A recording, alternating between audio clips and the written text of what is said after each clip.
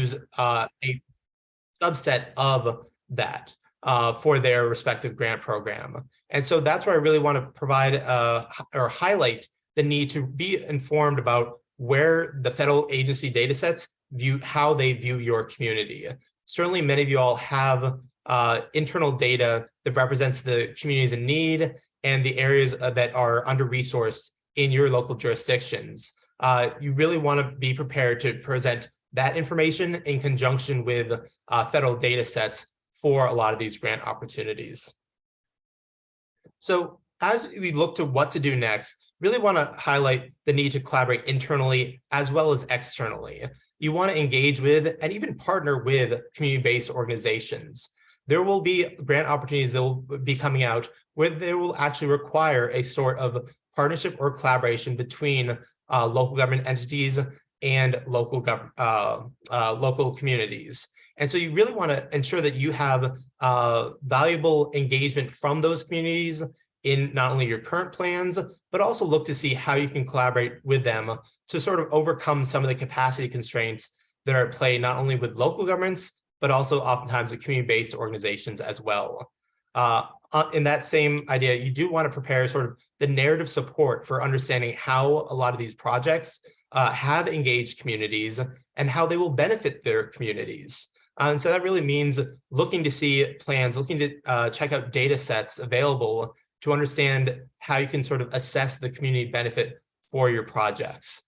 In addition, climate change action or climate change adaptation is certainly a key area of interest for many of the grant programs, particularly around the broad concept of resiliency. And so for many of your programs, you do want to also look to see, are they represented within existing resiliency plans? Are they represented on hazard mitigation plans? And really build in all this narrative support for why you have the immediate need of funding for your project. Last but not least, I know many of you all have created sort of the wish lists with anticipated funding opportunities for the prior ARPA funding, state and local fiscal recovery funding. That is a key area to look at and probably try to cross-reference with the upcoming grant opportunities from BIL and IRA to see how you can really prioritize certain grants and structure it so that you're not missing out on the early grants as well as looking at the grants over the future. Many of these programs are authorized for up to the next 5 years in many cases. So you do have some time, but you want to make sure you don't get overwhelmed early on and lose out on potential funding opportunities. Now, I do want to really briefly just talk about some near-term non-EV related opportunities. EPA's Brownfields program right now is about, that deadline is coming up very shortly. So if you have not already submitted your application, you will need to do so very soon. But we also have everything from the NOAA Urban Heat Mapping Project, which will allow for volunteer-powered groups to go out and do urban heat island mapping. That actually does not provide a federal assistance award, but it provides sort of in-kind services by NOAA's contractor. In addition, we did just see 2 grant programs from EPA open up in the last 2 days around recycling. So for those communities that have a need for recycling infrastructure or recycling education, these are 2 key opportunities to be aware of as we go forward. Last but not least, I do want to just look at a quick anticipated timeline. Now, I do want to caveat that this is based on the best available information at the moment. That is certain to change as we go forward into the new year. But what we see right now is we do see the EPA's Recycling Education Outreach Grant that just opened. We anticipate further guidance or actually a notice of intent from DOE around the EECBG program to come in the next 1 to 2 weeks. By the end of November, we're anticipating something to come out. We also saw the Energy Efficiency Revolving Loan Fund, the state allocations announced quite recently. So there's really a key opportunity that we're seeing in November for a little bit more information. We anticipate December to be not too much happening given the holidays and everything. But once we hit January, that's when a lot of these grant solicitations will start again to come out. We're anticipating seeing the DOT's RAISE program, Rebuilding American Infrastructure with Sustainability and Equity. This is a great opportunity to fund everything from traditional roadways and bridges to also looking at sort of non-traditional alternative transportation, everything from multimodal trails to even looking to see how you can make your transit network or transportation network a little bit safer, whether that be through roundabouts or other bike lanes and the like. Again, we anticipate sometime probably January, maybe February, to see an EPA Clean School Bus grant program come out. This is in addition to the rebate that we've recently received notifications on the anticipated awardees of that, but we anticipate EPA to put out an actual grant program in the very near future. Under the Inflation Reduction Act, there are statutory requirements for the EPA Greenhouse Gas Reduction Fund to at least obligate funding in February, and same with the EPA's Climate and Environmental Justice Block Grant in March of 2023. Additionally, we're also looking towards probably around the summer for some of the other IRA priorities, including the Climate Pollution Reduction Grants, as well as the Local Government Energy Program. This certainly could change, but this is sort of the best available information we have at the moment. I'd be happy to answer any questions, and thank you all for joining this presentation. Thank you so much, Michael. That was a ton of information. No, it was fantastic. You're like getting it all squeezed in a short amount of time, and with the links, which I think people will find really helpful. So we will be sending the slides and the recording out after we have a chance to get it processed this afternoon. So we've got some questions that have been coming in. Thank you guys for being such active participants. Jake Leach has asked, county level data on EV registrations would be very helpful for us. Does the state have that data, and is it available or going to be available anywhere? And then that was echoed the need for that by Susanna Troner. So she says, I love Jake's question and want to emphasize the importance of having cleaner and more accessible data from the state. So I think April, maybe if you could address that.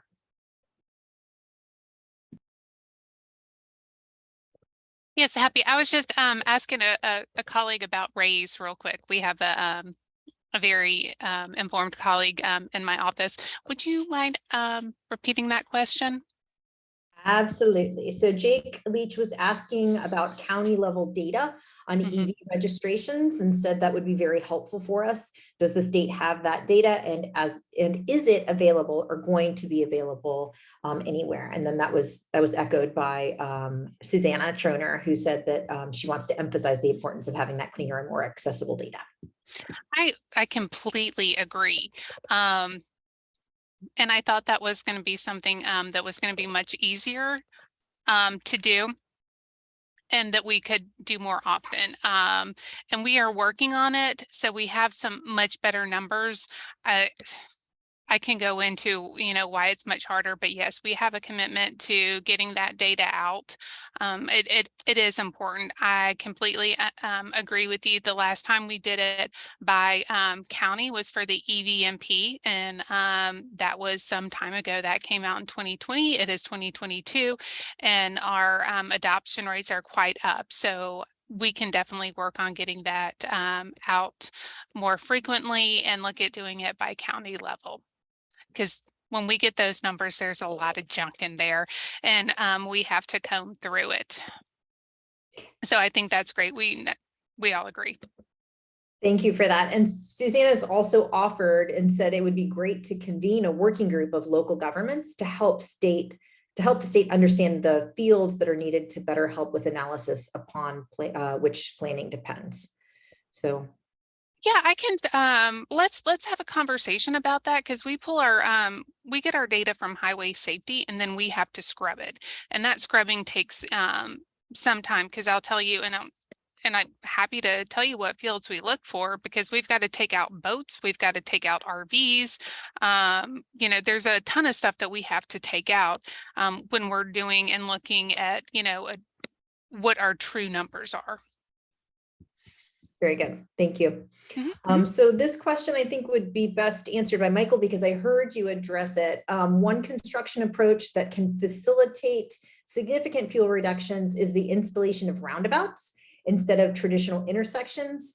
Are there any efforts at the state level to expand this as a strategy? Many communities seem to only use roundabouts as a retroactive adjustment to address safety issues. It is much more cost effective to install the roundabouts during the period where intersections are first being designed. And then,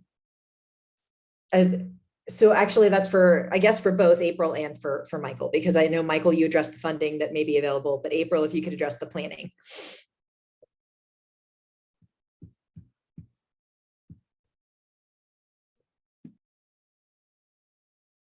I'd be happy to start off on the funding side of things. Certainly there are several programs that would include that as an eligibility. And given obviously the benefits as Susanna mentioned about roundabouts, that could certainly help support an application to everything from DOT's RAISE program that I mentioned to reconnecting communities that recently closed to other grant opportunities around safe streets or healthy streets. Given the numerous benefits for roundabouts. In terms of the state policy, I will obviously defer to what April has on that. And don't forget about carbon reduction, protect. I mean, our roundabouts are inherently resilient infrastructure, right? They don't have streetlights. You're not idling at them. So there's multiple sources of funding that can be used. I will say what's incredibly important and what's going to, work well for communities on this. There's a couple of things. One is that folks hate being told what to do, right? So when you're going into a community, this has to be something that the community comes to, right? We have the stats on, roundabouts that there's so, many positives, but it's got to be a community decision. And there's been times, and I've heard this over and over again, that a roundabout gets proposed, but then the project gets shot down because it's not community supported. And so it's got to be one of those things where it, transportation officials, local governments, we, go in and really work, with the community, listen and let that happen organically. And it's not something that, we go in and be like, I know what's best. So it's providing that information, listening, and, law enforcement is another one that, working with and making sure that, we're listening and, that's another partner to be involved. Another point I want to make is that we just named numerous pots of money that can be used for roundabouts. So here's another point where, communication is important, where you're communicating, with your MPOs and your district offices. So when you do have a project, because we all know it's things are getting more expensive, construction costs are going up. And when you have the ability to use different pots of funding for a project, that means there's a possibility of getting more projects on your wish list or your priority list funded. So letting them know that this roundabout on your priority list, it's got carbon reduction in it, it's got safety, it's got complete streets, it's got this, and this, there opens up the possibility. So that's, and if there's any questions on that, because I know that gets to be a little bit more, complex, I'm happy to talk through that. That's great. Thank you. Another question about, one quick question about the regional information sessions. There's a question, will those sessions allow for remote participation either by phone or video? That's a good question. I'm trying to remember. I did one, and I think they were in person. We did do one that was a web-based, and I'm not for sure if we're having a web-based one again, but I think for it gets a or the hybrid gets a little awkward. So that was our intent, to have a virtual and then do all the regionals. So let me, I can look into that. But for now, I know we have those 5 regional ones set up. Very good. Thank you. And I tried, Kate, I tried to put the link in the chat, and I think I just sent it to you. And if you know how to send it to everyone, I would greatly appreciate that. Have limitations. Very good. And we will send the link in the follow-up email as well that has the link to the recording from the presentations. Okay, so here's another question. What is the positions, this is for Kelly and April, what is the position of each of the 2 state agencies represented regarding OCPP, Open Charge Point Protocol compliance of electric vehicle chargers and networks? Is it the speaker's understanding that the federal government guidance documents seem to emphasize OCPP compliance? A few of the larger charging companies are not truly OCPP compliant, as I understand them from speaking to technical experts.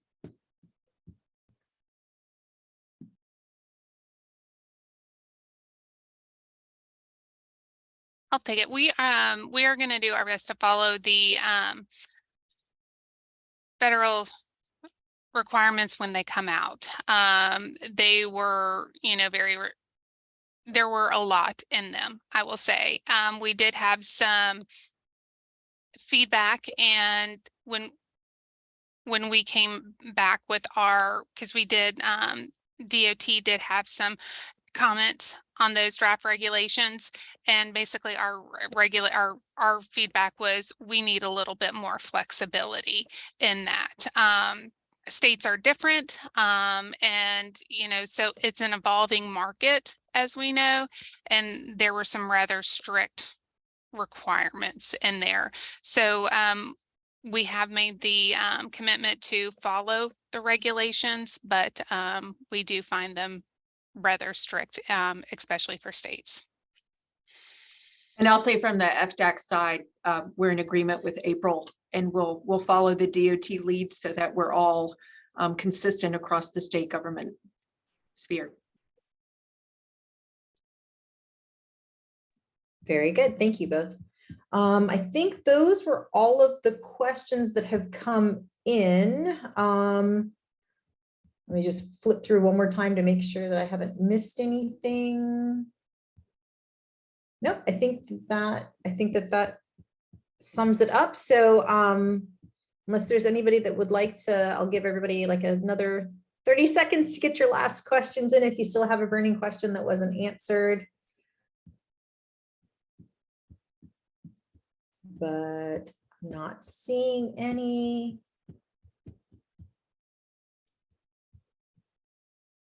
So I will go ahead then and take the time to thank again all of our presenters for being on and sharing their time with us and all of their resources and information with us today. Thank you to all of the participants for your active participation and great questions. Thank you also, special thank you to my colleagues Kate and Kyle for their help facilitating this meeting. And like I mentioned, be on the lookout for an email that will provide you with the links to today's recording, and then some of the other you know, links that were mentioned in today's session. So with that, we've got 2 minutes that I will gift you back. Have a great day, everybody. Thanks for joining us. Thank you.